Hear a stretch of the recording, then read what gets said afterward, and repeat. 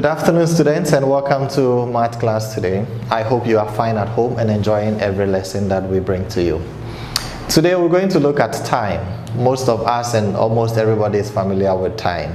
So we're going to look at two time formats that is being used or accepted, and then we move on to how we can calculate duration. Okay? So we have two clocks here showing our time. The time within is showing the 12-hour clock, and then the time outside is also showing our 24-hour clock. Okay, so when you take 10 a.m. in the morning, it's also 10, but we don't add a.m. for the 12-hour clock, as you know already. Okay, this is the afternoon and the evening time. So when it is afternoon 12 o'clock, it is also 12 o'clock. When it is 2 p.m., it is 14, and when it is 8 p.m. in the evening, it is 20 in the 24-hour clock. So that's about our two time systems, okay? 12-hour clock and that of the 24-hour clock. Now, the next thing that we need to look at is how we can calculate duration. Duration means the beginning of an event and the period of starting of an event and the ending of an event. That is duration. So your question could either be find the duration, find the time, or find the period that something happened, and it's all related to time.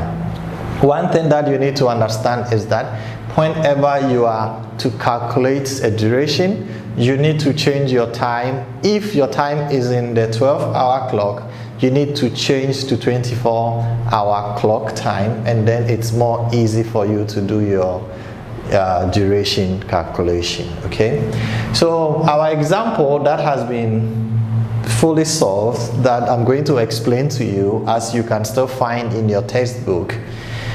An aeroplane takes off at 14:40, that means 2:40, and lands at 17:25, that means 5:25. Okay, because 17 is here, 5 is here, so it's 5:25. We want to find out how long does the journey take. How long did it take for the journey? First method that we're going to go through, we're going to count the hours within the time that we are looking at. Okay, so if the aeroplane began the journey at 14:40 and ending at 17, which is 5:25, between 14:40 and 16:40, it's a period or a time difference of 2 hours. Okay, because from 14:40 to 15:40, 1 hour, and then to 15:40 to 16:40, that will be 2 hours. So we have 2 hours covered for this portion, but our time is supposed to end at 15:25, so we need to continue from 16:40 to 17:25, and that will take 45 minutes. So what we need to do is that we need to add the hours that we got here plus the minutes that we got here to give us the total duration. That means time taken is 2 hours 45 minutes. So this is the first method that we can use, looking at the hours within before you go to the minutes within the time period that you are looking for. The second method that we can also look at is we can look at the bits of minutes to get to the immediate hour before we look at the hours within and the extra minutes that will also be on it. So first of all, we're looking at 14:40. The next time that we looked at will be 15 o'clock. That means it's going to take 20 minutes between this time. So we first have our 20 minutes here. Then from 15, which is 3 o'clock, to 5 o'clock, we're going to have 2 hours over there. And then the time actually ends at 17:25. So we have to move from 17 to 17:25, and that is also taking 25 minutes. So we need to add the 2 minutes, which is 20 and 25. That will give us 40 minutes, and then we have our 2 hours there. So in all, time taken is 2 hours 45 minutes. So this is the second method. This is the first method. You choose which one will be more convenient for you to do your activity. And your first activity will be from the learner's book.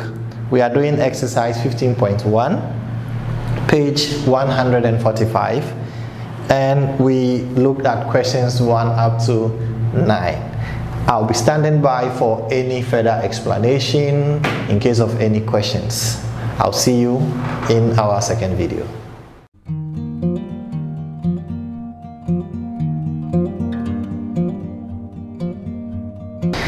Hello students, welcome back to our second video. Our lesson is on time and we are looking at duration, and we have gone through 2 methods that we can use to calculate duration.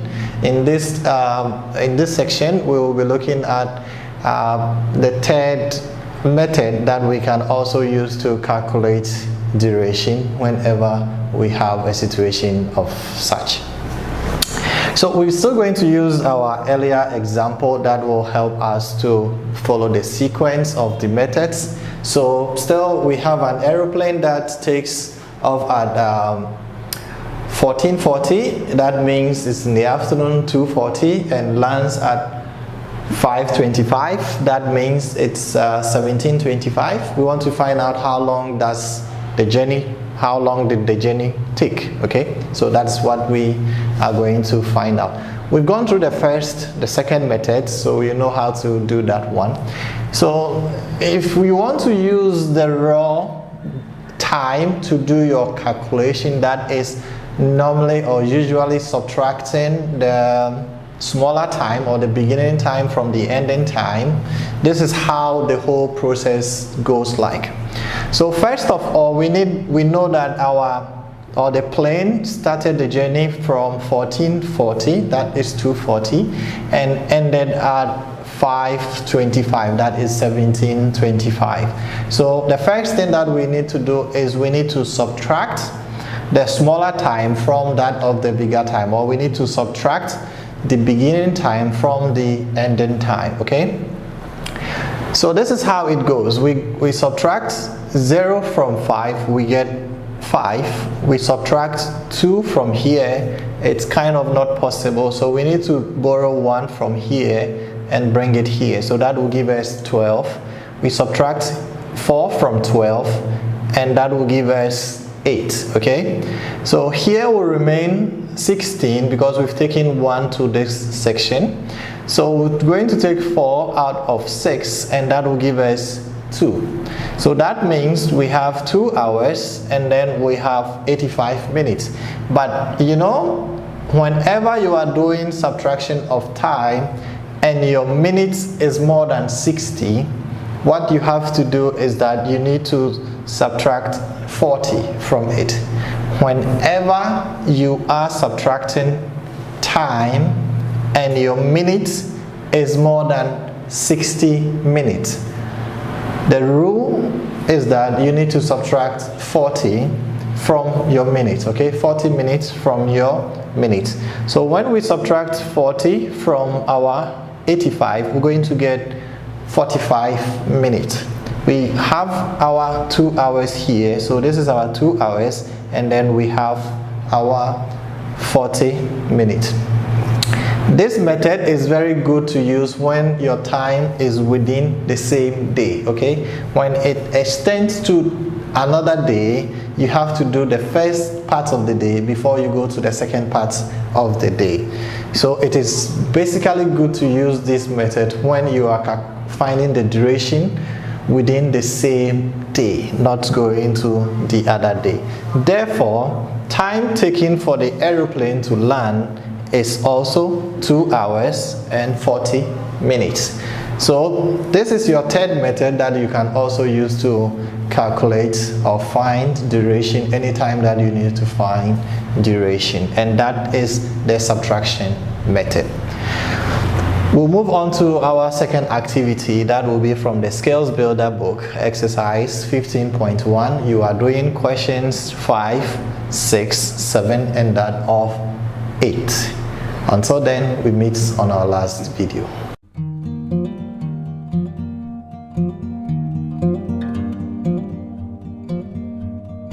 Hello students, welcome to our final video on our lesson time. It has been from unit 15 of our textbook, page 144 and 145. So these are the two pages that we've been working on for this topic. We actually went through the two time formats that we have. That has been the 12-hour clock format and that of the 24-hour clock format that we have. In the case of the 12-hour clock, in the morning time we add AM, in the afternoon and evening we add PM. Whereas in the 24-hour clock, we use 4 digits to represent the numbers. If it's in the morning, we only add zeros to the single digits from the 12 digits, as we have shown on our clock. And then when it is in the afternoon, it moves from 12 to 13 up to 23. So basically, it means that the 12-hour clock has divided the day into two groups of 12s, okay? Whereas the 24-hour clock has grouped the day into 24 major hour time system for the day. In looking at duration, we went through 3 methods to calculate duration. The first method will look at the hours within the time that we are looking for before we move on to the minutes. The second method will look at the minutes to hit the closest hour before we look at the hours and then the extra minutes that might come on our time difference. Whereas with the third method, as we still have on the board, we'll show the starting point or the starting time, and then we subtract that time from the ending time, and then we get our hours. If our minute is more than 60, it means that we need to subtract 40 from it, as we did, to get our correct duration for our example that we were working on it. To finish section, we will have our homework that will be from page 79 of our challenge book. You are to answer questions 1 to that of 4, and until then, we will meet next week. Stay safe and review your lessons always. Goodbye.